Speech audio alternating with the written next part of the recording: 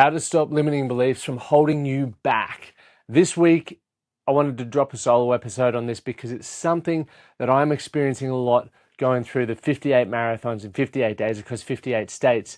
Not just the training, but the building our team out, getting the logistics sorted, and then thinking about my role within all of that.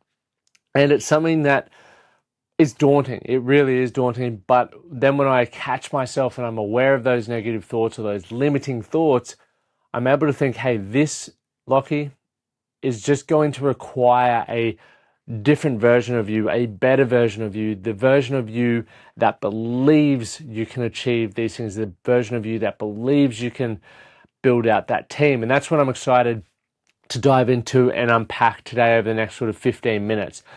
What I would love to quickly just share as well, for all of you who have taken the time to follow the show, it means a lot. Once again, it's super helpful because it allows sponsors and other people that come on board with what we're doing and with the Man That Can and the other challenges that I've got that I'm building towards. It allows them to see that there are people who are engaged in this audience. So if you do keep coming back week after week and you're finding value, yet you haven't hit subscribe on YouTube or on Spotify or Apple Podcasts or wherever you get your listening from, please do it. That would help me out massively.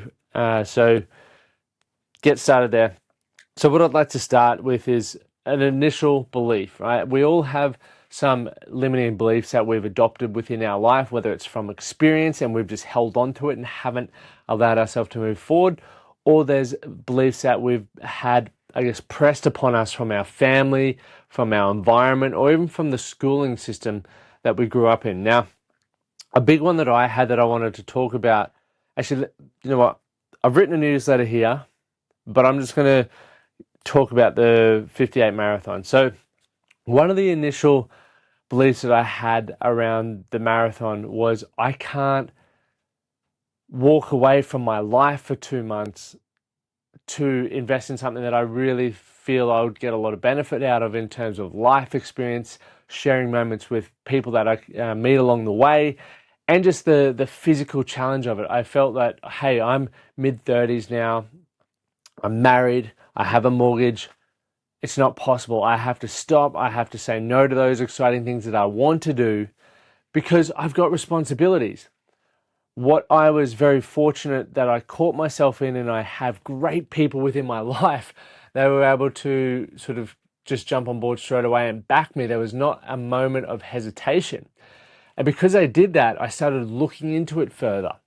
And when I started looking into it further, I was able to recognize the limiting beliefs that I'd put in place that were potentially going to rob me of a wild life experience, right? Something that I just can't wait. You know, when I'm Googling the route that we're going on and I'm looking at what it looks like in winter, and it's just so picturesque, like snow-capped mountains. Montana is like blizzard season. So these things are happening. I'm like, man, that's going to be such, as wild as it will be, it's going to be beautiful and picturesque and something that I'll be able to talk about and reflect upon for the rest of my life.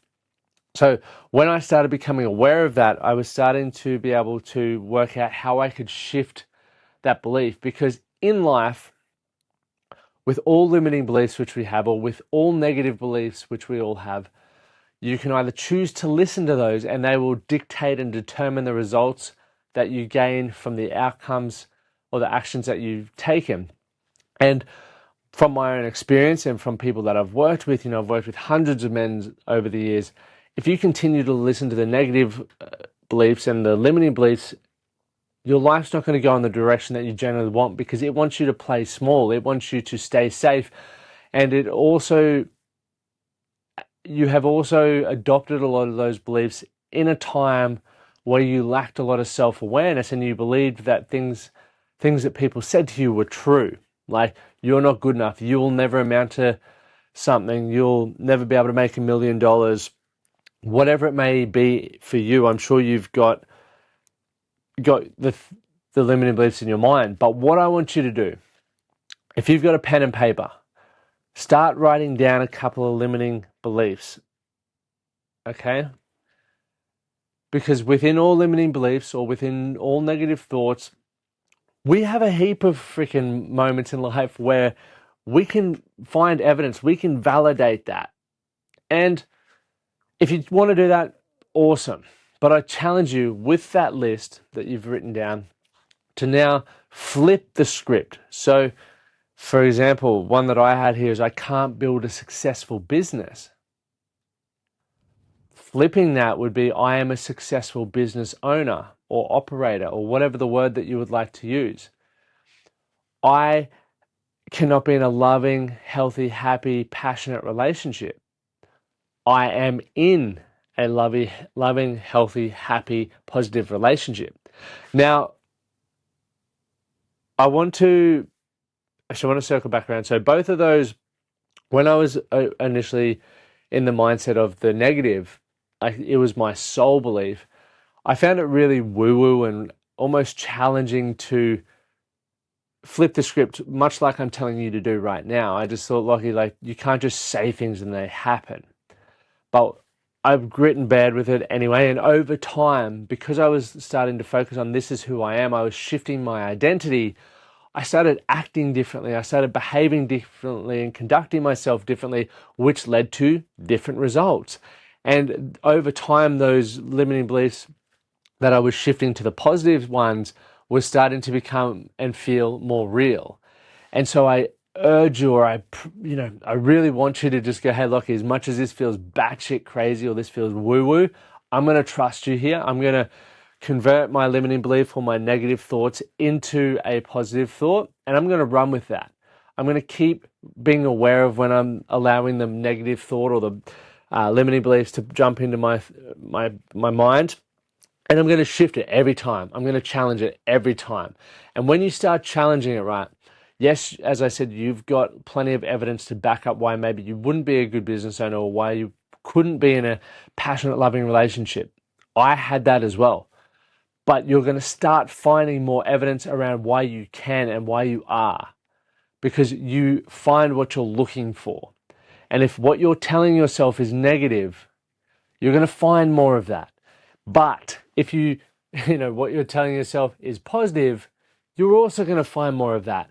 And doesn't that just make sense? Even if it were woo-woo, even if it were complete hocus bogus, wouldn't it make sense if that's going to make you feel better and move you towards better results?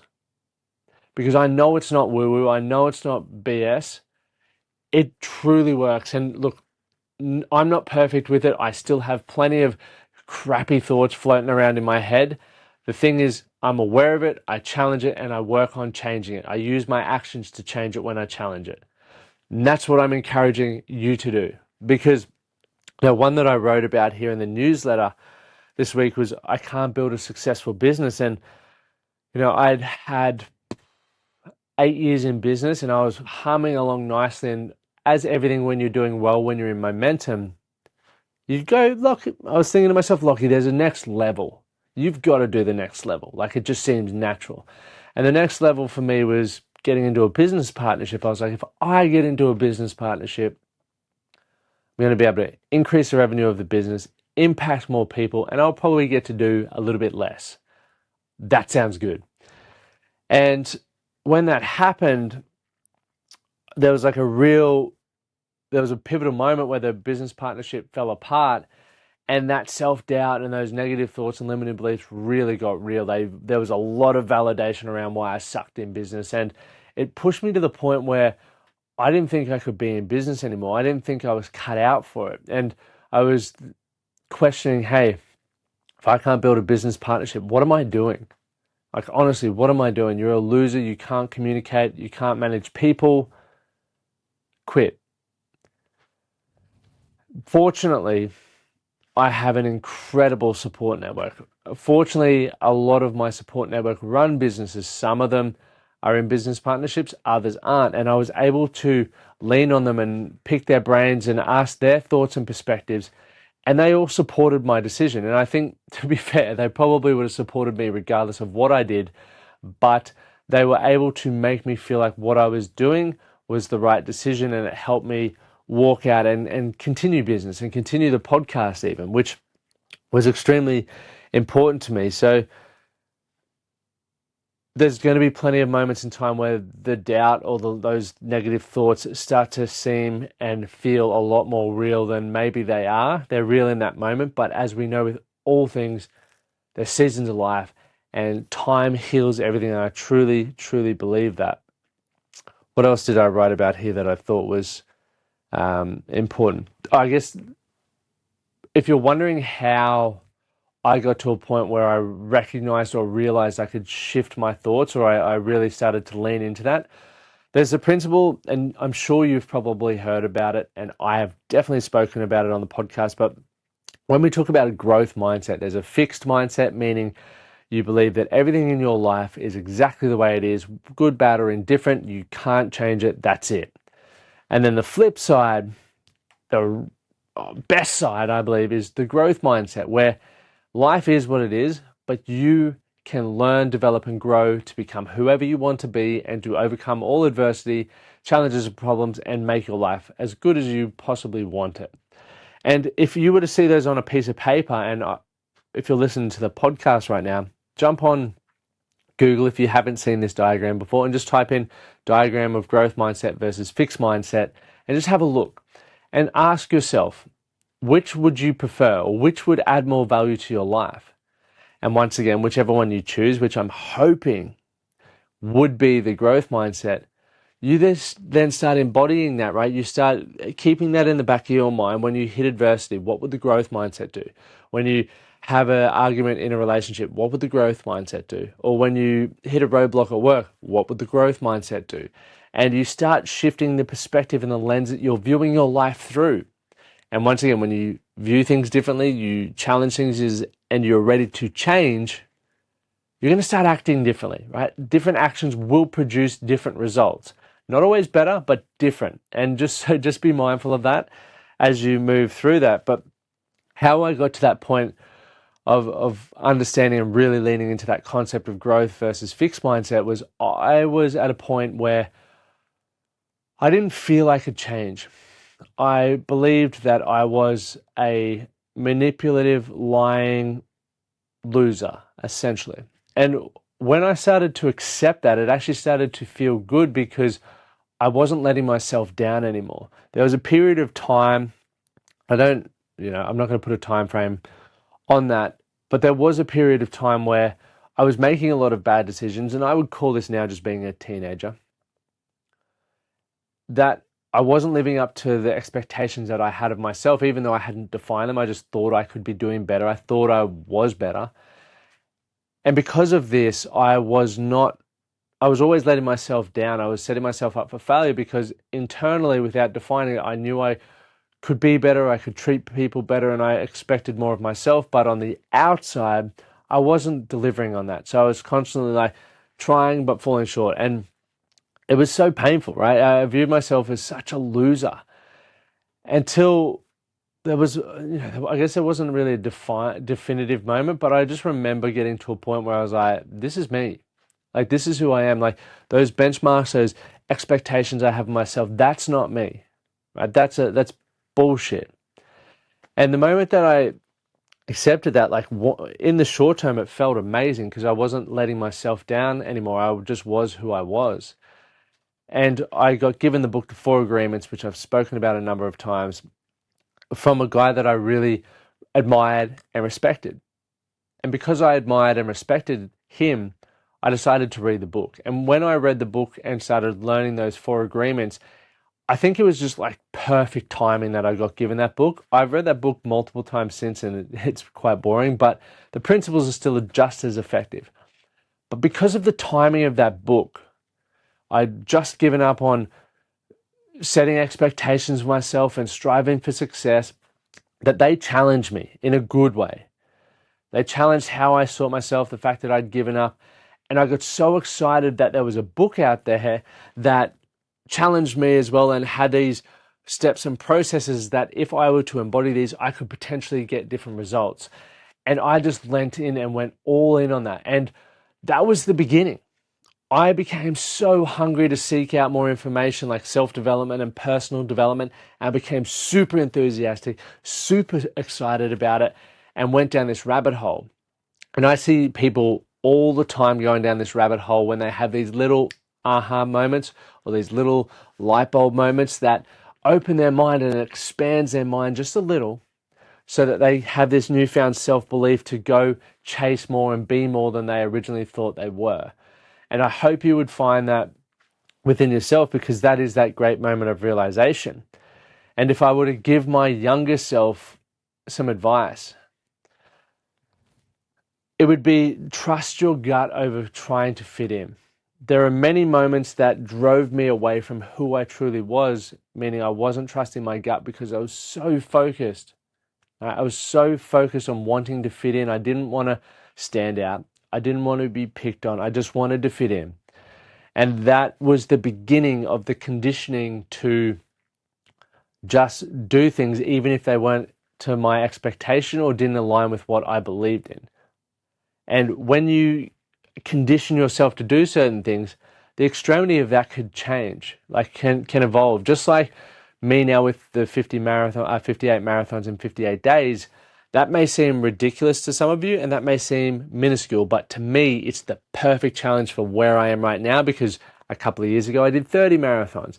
And prior to that, I did a number of 12-hour challenges, and you get the picture. I didn't just get off the couch. I've conditioned myself to be able to do these challenges, and that's it. And so that's what I want you to think about. So think about advice that maybe your younger self needed, because I guarantee you, the advice that your younger self needed is the advice that you need right now more often than not. And that's how I've found it to be.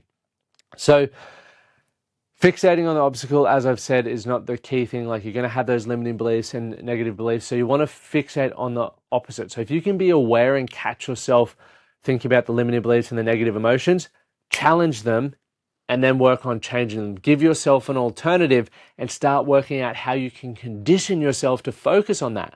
That is going to be the key, right? So if you need help with that, once again, I coach men in this all the time. We help it in the academy if you ask for help. But just reach out to me on Instagram or jump onto The Man That Can. You can fill out a form. And if you want to work with me, whether it's one-on-one or whether it's looking for our next academy intake, reach out and let's just have a conversation. And if we feel we can work well together and we can move you in the direction and you're ready, then let's do it. And if not, it's just a phone call. It's not gonna harm in any way. So as I just want to give you that step-by-step process once again. So the first one is write down those negative thoughts or limiting beliefs. Secondly, list opposing positive thoughts. They must be positive. Thirdly, find evidence for the positive. So go back through your life, think about moments in time, and repeat until it's automatic. I'm still going, right? I've been doing this for 10 plus years and it's still not automatic. If I were to have a pendulum, it's probably 80% of the time. But there's still 20% I'm working on. Will I ever get there? Don't know. But I'm much better off than I originally was. So now I'm in a position where any challenge that pops up in my life or in my clients' lives or things that I know I need to overcome, I'm feeling very certain about it, whether I have the skill set or the things right in front of me, the resources right in front of me to be able to do that right now, or I know that it can be learned and it can be conquered. That is a really powerful mindset to come from. That is a growth mindset. So as I mentioned, with the runs, we've built an incredible team and we're still looking for a couple more sponsors. So if you know of any businesses that would love to get behind something like this, make sure you reach out to me. We are going to be raising over $100,000 for mental health. It's a super important and I guess cause and something close to my heart from my own experiences, family's experiences, and people who are listening to this show's experiences, because we all have mental health and some people live on the positive side, other people live in the negative side, and some of us sort of swing between the both like I do. So it's good to have awareness, it's good to have conversations, and it's good to have people sharing their stories around this, and then also donating cash to the frontline workers who are working in mental health every single day. So my name's Lachlan Stuart. Once again, if you got value from this episode, please share it. If you feel you would get value from working with me, reach out to me.